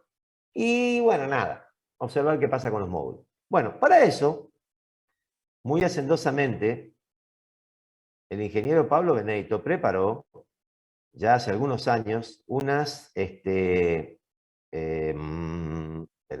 acá, unas cositas de PowerPoint, de Excel, que vamos cambiando año por año. Este año tienen que bajarla de la página y van a encontrar que no hay ningún número puesto, porque este año queremos que los números le pongan ustedes. De todas maneras, muchos son repetidos del año pasado, o sea que si ustedes quieren pueden copiar la planilla que todo el mundo tiene del año anterior, porque en algunos sí la cambiamos, en otros no lo cambiamos, así que pueden optar por dos cosas, o la hacen o la copian, no hay ningún problema. Mientras entiendan, hagan lo que quieran, si no entienden, estamos jodidos. Bien, vamos a ver dónde tengo esto yo. Ni idea dónde tengo yo eso. Acá. Mi apuntecito está acá. Bien, lo tenía acá armado ya. Bien, entonces, tenemos la carga A, decimos que es 10 milímetros el agujero, ρ0 es una carga de 1100, el módulo de elasticidad está dado acá y el módulo transversal está puesto acá. Estas son las ecuaciones que acabamos de calcular, ¿no es cierto? Bueno, el ejercicio es muy sencillo, lo que hay que acá es muy, muy elemental lo que hay que hacer, digamos, porque este es el primer ejercicio. Se ve que lo que hemos hecho es la relación R sobre A, o sea, el valor de R graficado, normalizado con respecto al diámetro del agujero, para tener una variación de las tensiones normalizadas, y a la tensión radial la normalizamos con respecto a la carga, ¿no es cierto? O sea, dibujamos dividida por la carga. ¿Para qué esto? Porque esto te da una idea de esto evita que los gráficos se diferencien mucho cuando vos tenés distintos agujeros y distintas cargas. Al haber normalizado, todos los gráficos tendrían que tener el mismo comportamiento. El estado de comportamiento tensional de este tipo de estructuras es este. ¿Cómo es? Arranca, esta estructura es la radial, ¿no es cierto? Acá estamos dibujando la PRR, la radial. Tiene otro gráfico semejante, las tensiones, digamos, las tensiones anulares, que no son anillos, sino, bueno, son dos anillos cerrados, las cascaritas, digamos. Lo que se ve claramente es que acá satisface la condición de borde, porque arranca igual a 1, ¿no es cierto? Que es lo que habíamos dado acá, ¿no es cierto? Ahí P0 1100, no 1 1100, pero va a ser 1, ¿por qué? Porque yo grafico P sobre P0. Si yo grafico P sobre P0, ahí abajo siempre va a estar 1. Y si grafico R sobre A, esto siempre arranca en 1. Y este formato que tiene acá es el formato que debieran tener cualquiera que ustedes le vayan cambiando distintas cargas. Más o menos se dan cuenta que la hipótesis de suponer que a una cierta distancia del agujero las cargas ya, las tensiones son nulas, más o menos, según el gráfico que estamos haciendo y según nuestra humilde teoría, más o menos a 5 veces, 5 veces el radio, ¿no es cierto? Prácticamente las tensiones se disipan totalmente. Lo que a ustedes les está diciendo es que si tienen un agujero grande, lo cual es lógico, ¿no es cierto? Si el agujero es más grandecito, la influencia del estado tensional va a ir un poco más hacia adentro del continuo, pero más allá de 5 veces, la cosa no pareciera que valiera la pena suponer que hay influencia producto de ese agujero. Más o menos 5 veces la distancia.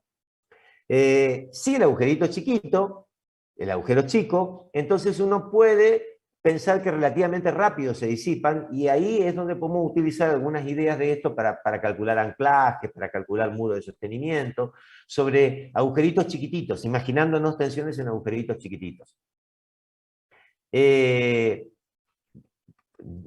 Llamado de atención a que claramente para este caso las tensiones anulares son la mitad de la tensión radial.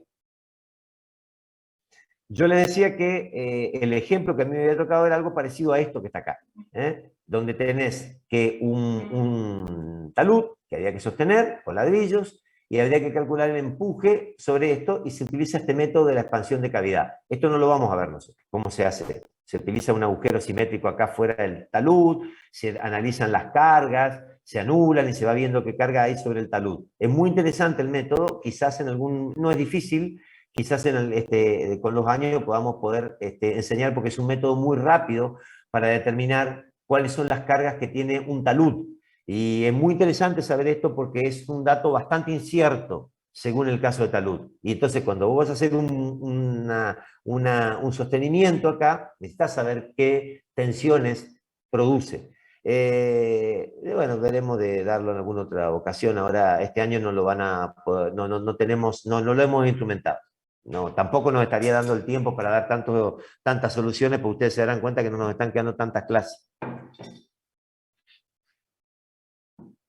Bueno, ¿alguna pregunta que quieran hacer sobre esto? ¿Se entendía bien? Es bastante sencillo, ¿cierto?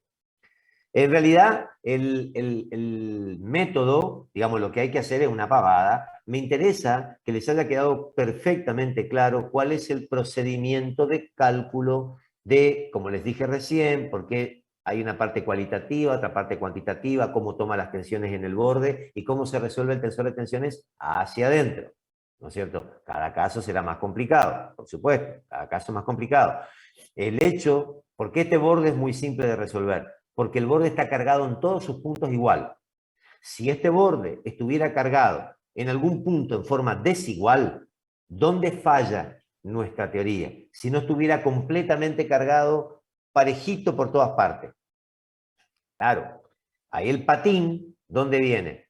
Viene a que vos dijiste que esta era una condición de borde y que el tau RR estaba siempre obligado a valer P0 en todo lado. O sea, estábamos condicionando al tensor de tensiones T diciendo que en todo lugar TRR, es decir, cuando R igual a A en todos los puntos para tita y phi, era P0. Si esto no fuese cierto, no importa que sea simétrico el agujero, la carga no es simétrica, chau tu plata.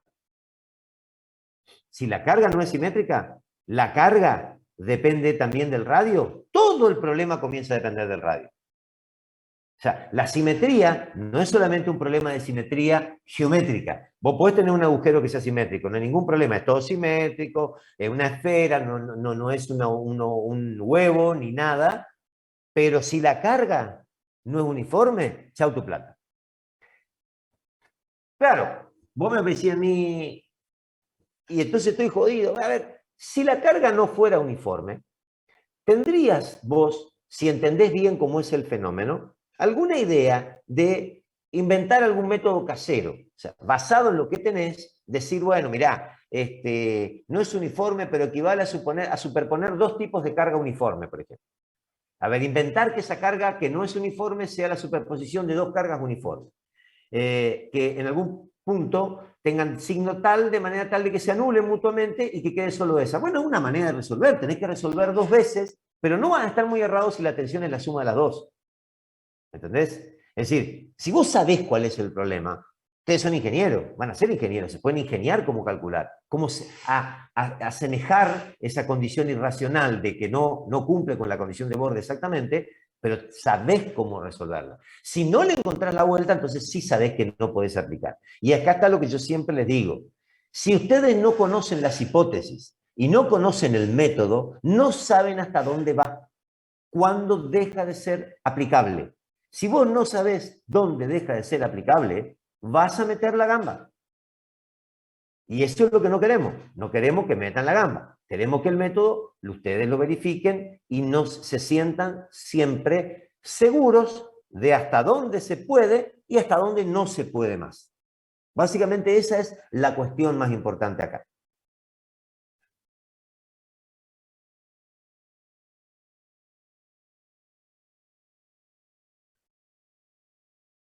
Bueno, un problema muy semejante a este, ¿estás por ahí, Pablo?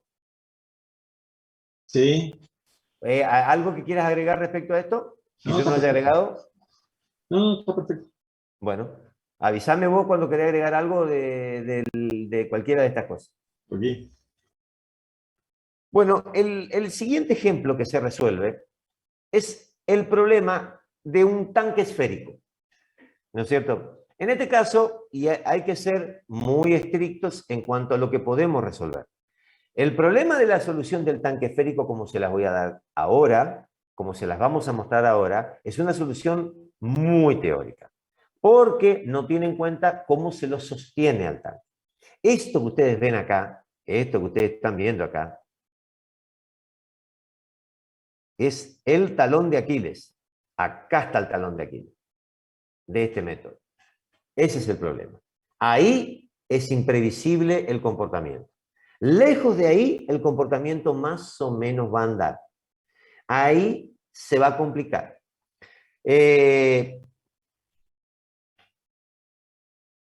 Y eso va a ser una cuestión bastante, sino dar recomendaciones con respecto a eso no es tan sencillo. De todas formas, en una primera idea de lo que hay que hacer, sirve el método que vamos a dar a continuación. Profe, Sí, ¿eso es porque ahí están los apoyos o por qué es el problema? claro. Esto es una condición de borde. Una condición de borde que vas a ver inmediatamente que no vamos a contemplar. Si vos tenés una condición de borde clara que no estás contemplando, vos tenés que tener miedo cerca de esa condición de borde.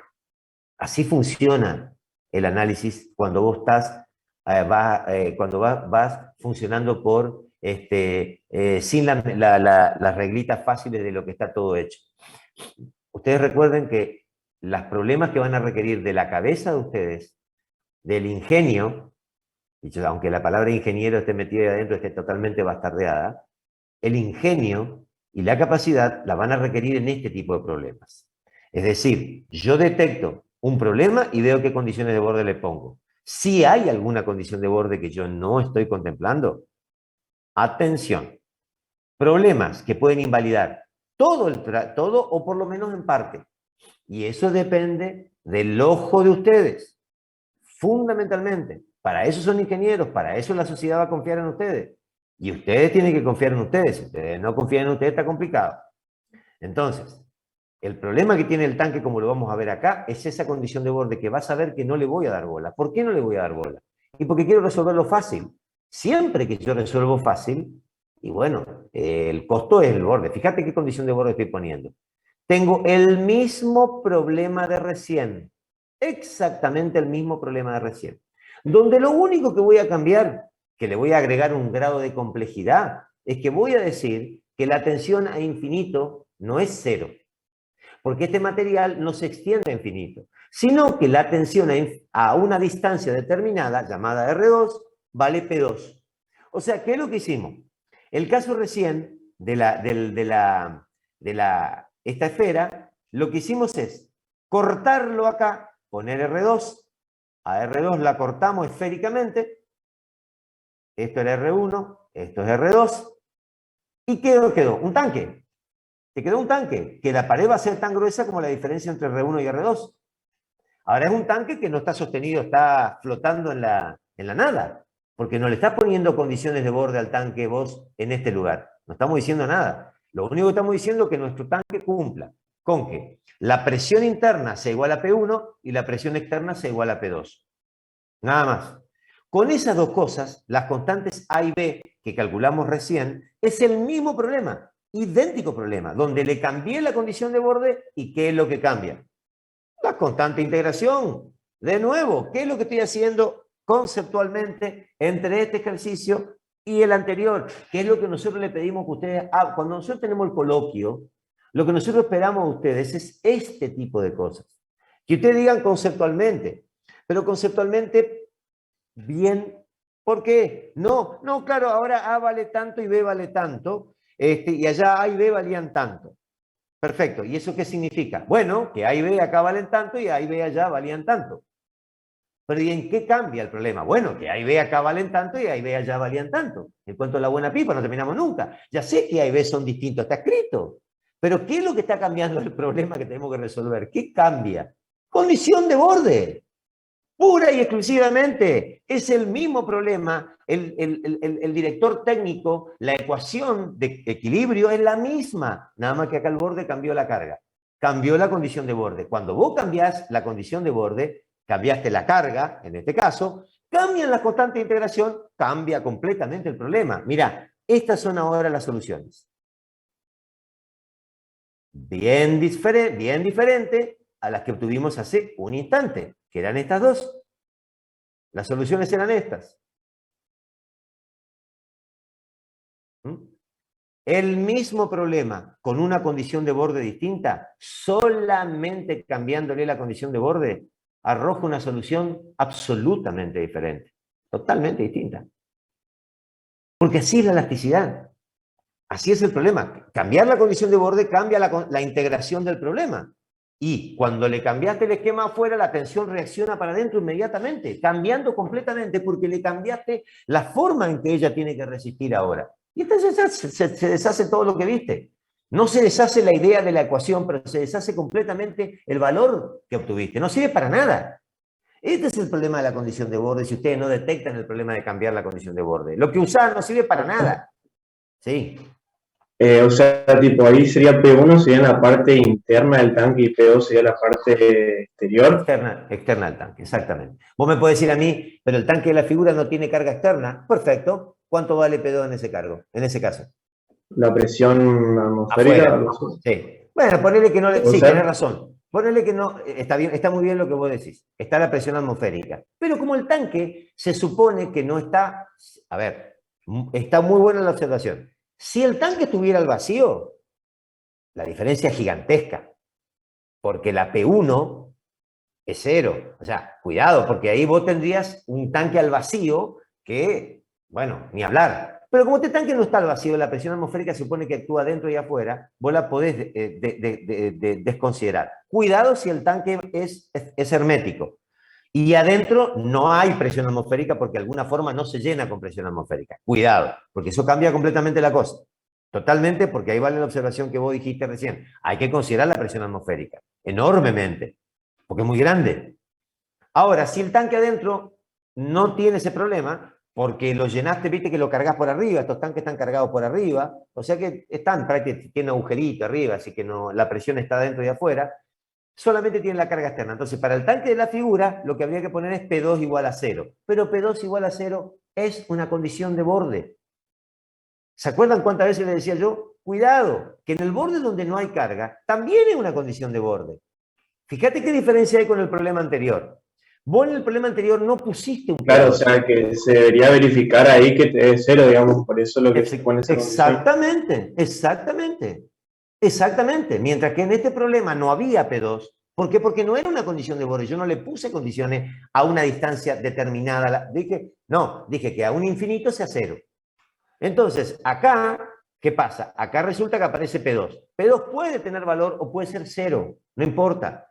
pero es una condición de borde.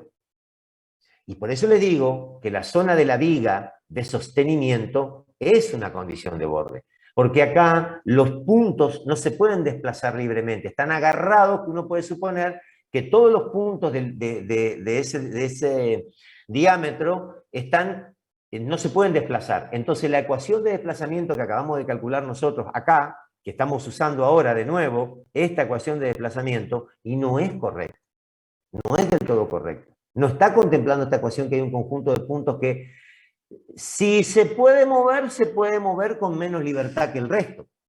Si ustedes detectan, por alguna cuestión, que este sostenimiento en este lugar pudiera ser que le permita expandirse al tanque, bueno, entonces no es un problema de U, pero sigue siendo un problema de carga, porque ahí está sostenido el peso del tanque. Entonces, todo el peso del material del tanque está concentrado en un pedacito que no está siendo contemplada por estas ecuaciones que están acá. Ese lugar produce una condición de borde áspera. Áspera porque mete una carga que es el peso del tanque, que no está considerado, y mete otra carga que es la posibilidad de que no se desplace en ese lugar. Ponele que el desplazamiento lo consideras que se pueda. De alguna manera, vos vas a tener que calcular el anillo de sostén en función del peso del tanque. Pero hay una reacción hacia el tanque que altera el funcionamiento. El cálculo fino de esto se tiene que hacer por computadora, es mucho más complejo. El cálculo, pero un predimensionamiento de cuánto vos tenés que calcular, por ejemplo, el precio rápido. Entonces, ¿qué haces? Verificás más o menos el espesor del tanque, calculás la viga independientemente del tanque, le das valor, y después sabés que el tanque va a ser, los precios se van a modificar un poco, porque va a haber la viga, va a haber una reacción y qué sé yo, O sea, pero no. O sea, puede ser que si yo tengo en cuenta ese borde, estaría lo que puedes usar en ese borde como ser la parte más factible a que se produzca un error, digamos. sí, Yo claro. estaría sobredimensionando el tanque, por ejemplo, la parte superior o una parte inferior, Y mirá, o cómo. en este caso vos lo que haces es, cuando le das dimensión utilizando esta hipótesis, en realidad estás diciendo que toda la cáscara del tanque trabaja igual. Como en ese lugar la cáscara del tanque trabaja distinta, es de suponer que esté más solicitada en ese lugar, probablemente no te esté dando el espesor que te tiene que dar en ese lugar, porque además de la solicitación que vos considerás, está la reacción del peso del tanque. Entonces, lo más lógico sería que ahí hubiese un refuerzo para contemplar que no sería o no debería ser tanto más grave en el resto del tanque. ¿Me entendés? No debería ser tan, pero en ese lugar se te van a complicar las cosas. Pero bueno, es un problema distinto. Ahí en ese caso vos podés utilizar, si no tenés un programa de elemento finito, porque no lo tenés, o no tenés practicidad para usar un programa de elemento finito, y estás trabajando para alguien roñoso de mierda que no quiere pagar eso, ¿entendés? Entonces vas a tener que resolverlo de alguna manera. Y en ese caso habrá que ver soluciones que tendrán que ver con todo tu conocimiento. Saber que de acá sacamos una parte, después eso es una viga curva horizontal, habría que calcular como viga curva horizontal toda esa viga lateral. Esa viga curva horizontal te va a dar una reacción, esa reacción vos la podrías suponer que está siendo absorbida por un pedazo de tanque, entonces engroso las paredes, ahí en un pedazo arriba está comprimido, el pedazo abajo está traccionado, si el tanque probablemente no va a ser un tanque de hormigón, muy probablemente no lo sea, sino que sea un tanque de acero, no hay problema por la tracción y compresión, entonces podríamos imaginarnos un poquito ahí un refuerzo. Así tenés que hacer esto. Pero conociendo... Ingeniero, dos Sí, cáscaras son, ¿no es cierto? son dos cáscaras, claramente, son dos cáscaras. Pero cuando la calculamos con el método que estoy haciendo yo, es en realidad una única cáscara enteriza, ¿no es cierto? Calcular como dos cáscaras es un cálculo diferente, la verdad es completamente diferente. Pero, ¿qué pasa? ¿Por qué no? ¿Qué es lo que te ocurre? Para el estado de carga, como está sometido a una presión interna para afuera, en ese caso, la cáscara son cáscaras cargadas internamente. No es equivalente al último ejercicio que vamos a ver, que la cáscara está cargada de afuera. Por eso te digo que esta solución anda bien, excepto el esférico completo, tuviese que tener medio tanque. Bueno, sí, ahí va apareciéndose cada vez menos un tanque y más una cáscara. Punto. Es así. Se va pareciendo menos un tanque más una cáscara. Profe, en, Sí, en, sí. este tanque, o sea, este ejemplo, en el que la presión interior es constante, estamos hablando de un gas, un tanque Puede que contiene ser. un gas. Sí, Porque si sí. tuviera un líquido, vio que actúa la No, gravedad no, y ahí no, ya cambia. No, cambia todo. no, cambia todo. Cambia todo. Absolutamente no. Cambia todo. Estos son tanques que tienen gases, que sobre todo los gases pueden llegar a darte una presión muy importante. En general, si vos lo que estás por almacenar son líquidos, en general no usás tanques esféricos. No usás tanques esféricos. Puedes utilizar tanques cilíndricos con una base que puede llegar a ser un casquete de esfera para que le escaparle un poquitito a la flexión. Eso creo que llegan a dar algo ustedes en hormigón o en algún lado, hormigón 2, no estoy tan seguro, espero que den, porque sería muy triste que tampoco dieron. Y, profe, Sí. ¿y esta forma de resolver se aplica únicamente a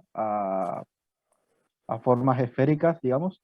Esta O sea, sí. en el caso de un cilindro, hay que hacer No. otra cosa. Ya va a ver, ya vamos a hacer el cilíndrico también. Perfecto. También vamos a hacer el Profe, cilíndrico, sí. Sí. ¿P1 y P2 son negativos por convención o Sí. X nomás? No, vos vas a encontrar que en algunos libros está positivo. Eso depende de cómo hayas armado las ecuaciones. ¿Entendés? Por Bien. eso es que P1 y P2. No, no. Los signos acá tenés, pues si vas a algún libro va a ver que alguno a lo mejor le cambió el signo, pero cuando vos lo metés en la fórmula está todo cambiado para el otro lado. Entonces no es problema eso. Eso no es ningún problema. Es por convención, como decís vos. Sí, esto es un caso limitado. Es decir, le estamos dando a ver, es enormemente sencillo, pero no vayan a creer que estoy descubriendo. ¿Se dan cuenta ustedes solo cómo se están dando cuenta de los problemas que surgen? Sin que yo le diga nada. Pero, a ver, básicamente, ¿por qué se están dando cuenta de los problemas que surgen? ¿Por qué me dicen ustedes, no sería igual si hubiera agua? ¿Porque está entendiendo el fenómeno que hay detrás? Si no, da lo mismo agua que tanque, da lo mismo esto, da lo mismo cualquier cosa. Claro, cuando vos empezás a saber cuáles son las condiciones de borde, vos decís, bueno, el agua no hace eso. De eso se trata de aprender. Se trata de vos mismo darte cuenta. ¿Cómo me doy cuenta? Solo te das cuenta. Solo si tenés el concepto teórico detrás. Si no, no te das cuenta. No tenés idea. Haces cualquier pavada, cualquier boludez. Y mal. Bueno, en este caso deseamos predimensionar el tanque de almacenamiento de gases que tiene 55 megapascales y tiene una resistencia máxima a la tracción de 83 meganewton. Vamos de nuevo vamos a mirar este último, entonces vamos a mirar acá el Excel. ¿Y qué tenemos en el Excel? Epa, chepa, puta madre que lo parió, espera.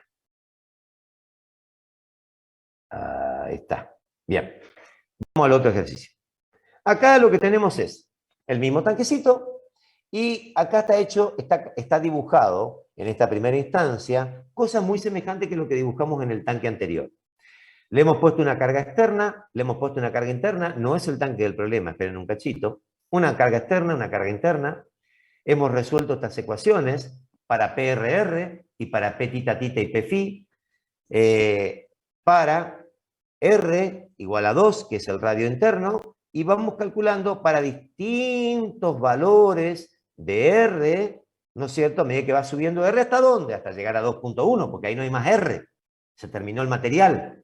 Porque este no es como el anterior, que el R puede ir, porque es grande. Acá el R va entre el espesor interno y el espesor externo. Detalle interesante, cuando ustedes calculan esto, miren dónde les da, miren el valor de la tensión anular y el valor de la tensión radial. Fíjense el grosso peso que tiene la tensión anular acá con respecto a la tensión radial. Es sumamente diferente. Y otro detalle interesante en este cálculo, cuando ves esto, ves que en este punto, que es R igual a 0, técnicamente, porque apenas empezamos a despegar, la carga es más alta. Va bajando la carga a medida que nos vamos llegando al espesor externo. Esto va a repercutir en un problema posterior que vamos a tener, no en este caso, pero en un problema posterior, que es el cilindro de pared gruesa, en desperdicio de material. Después ya lo vamos a ver, no se preocupen por eso, pero vamos a ver otro concepto muy importante, que es qué es lo que pasa cuando las paredes se engrosan y tenés que economizar material. Acá está graficado, grafican, de nuevo normalizado, el valor de... No, no está normalizado, este está directamente el valor de PRR, por eso está a esta diferencia de escala. Y acá está PRR en función del radio, y acá está P, FIFI, o tita tita, en función del radio. Los dos valores están graficados acá. ¿Alguna otra cosa que hay que aclarar acá, Pablo, que quieras aclarar? No, no estoy viendo nada hasta ahora. Nada que aclarar, o está mirando los padrinos mágicos. No da mal, los padrinos mágicos. Nada más, puta madre, boludo, me atrasé un poco. Ay, qué mal, boludo, qué mal. Nunca miramos una porno en esta materia, no se mira porno, sino solamente dibujos infantiles. No hay nada de eso. Nada, nada de nada de nada. Absolutamente. Bueno, el asunto es el predimensionado. Claro, el problema le decía que había que predimensionar. Entonces, ahí en el problema le decía que tenía carga interna nomás. Entonces, fíjense una cosa, es como yo poner un 0 acá. No tengo que tener carga interna, tengo que tener carga interna 0. Fíjense que cuando pongo el 0, el problema cambia. ¿Pero por qué cambia? Porque cambié la condición de borde que tiene que equiparar 0. O sea, cuando vos llegás afuera, el PRR tiene que ser 0. Y eso modificó la distribución de todas las tensiones PFIFI y P tita tita.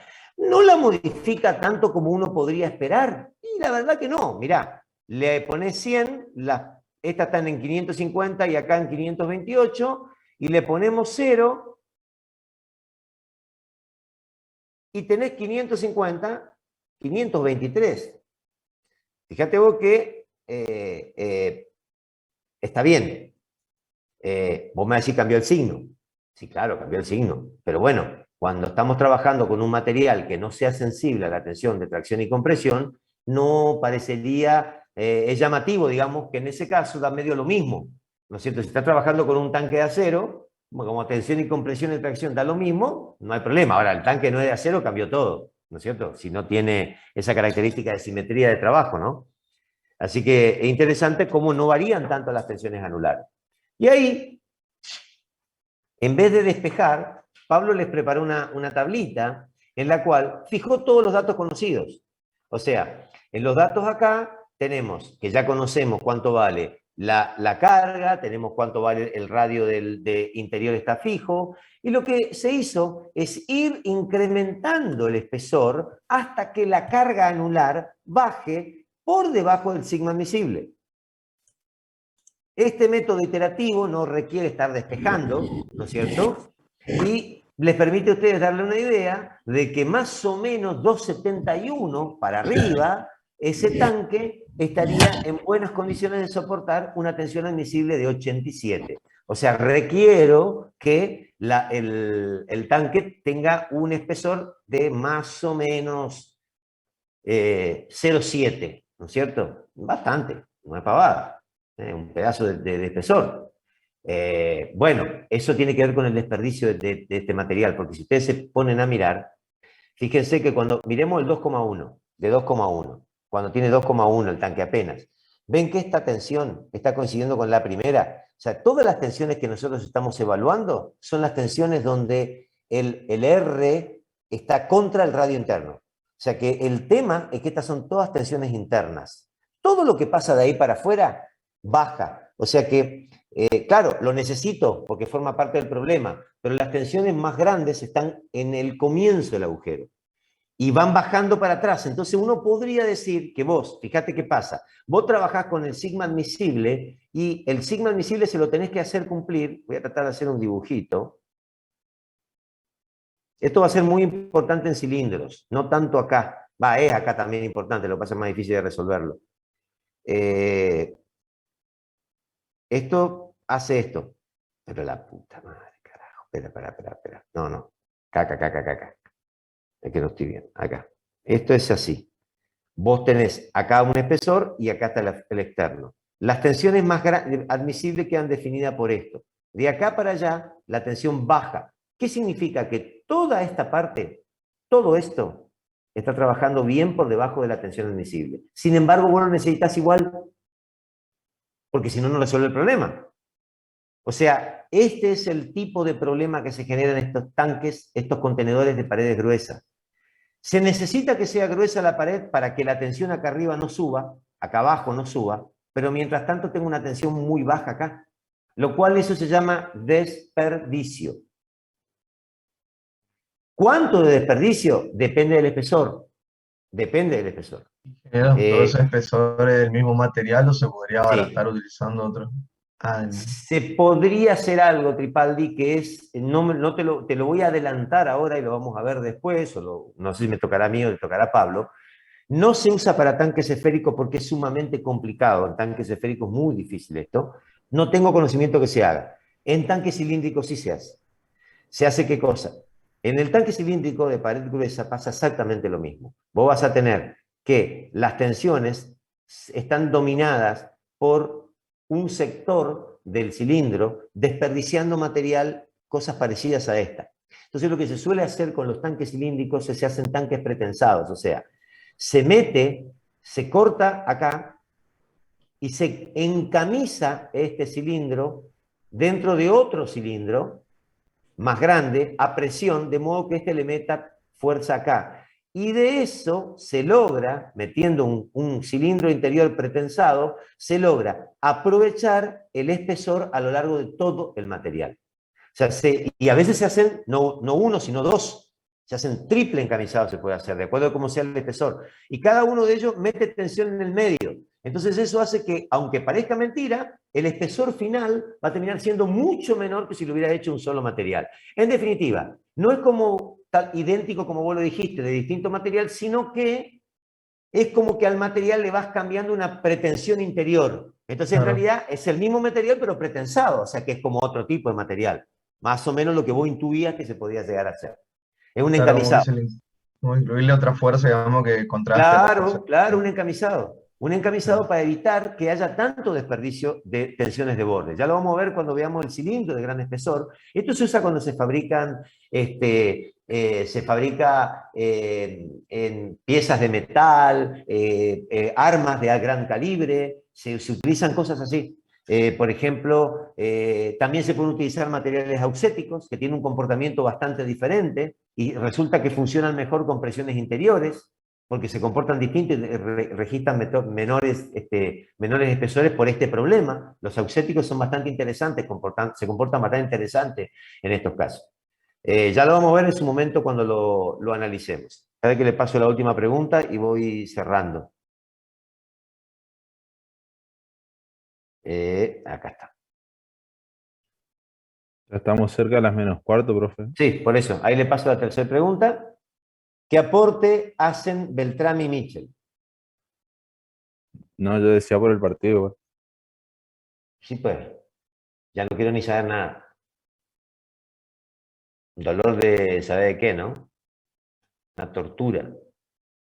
Ingeniero, no corrija los parciales mientras el partido. No voy a suspender la corrección, no, porque estoy vacunado, mi cuero está surtido así, mirá, parece cuero víbora, ¿viste? Ya no le entran las balas, ya no entendés más nada, ¿qué tenés que hacer? Echar a un tipo, echa a otro, echa a otro, echa a otro. Yo te quiero proponer que sea el técnico calecita, ¿viste? Que trabaja uno por semana. Entonces, por ahí cuando toca la calecita, echa ese, no tenés que echar todo el tiempo a todo el mundo, ¿viste? ¿Qué sé yo? Bueno, estos problemas pues se enojan cuando hablo mucho de fútbol. Para mí es un problema mucho más serio que el encamisado de cilindro. Llega a perder Newell y David Crockett es más bonito que Irrado. Ay. Ya le dije F. No pago más. F nomás, ¿eh? No pago más la cuota del club hasta que estos hijos de puta se dediquen a jugar al fútbol. No pago más la cuota. Ya está. Así que todo hinchando ahora por Newell, ¿eh? Sí, ¿viste? ¿Cómo es así? Rápidamente se consiguen adeptos. Es una cosa positiva. Y me está quedando la mitad de los parciales corregir. Así que, bueno, era ni voy a mirar el resultado. Con respecto a los parciales, ¿qué es lo que voy viendo hasta este momento? Bueno, cosas positivas. Yo voy a dar la opinión general. La opinión general es que estuve mirando así en general y si bien me falta,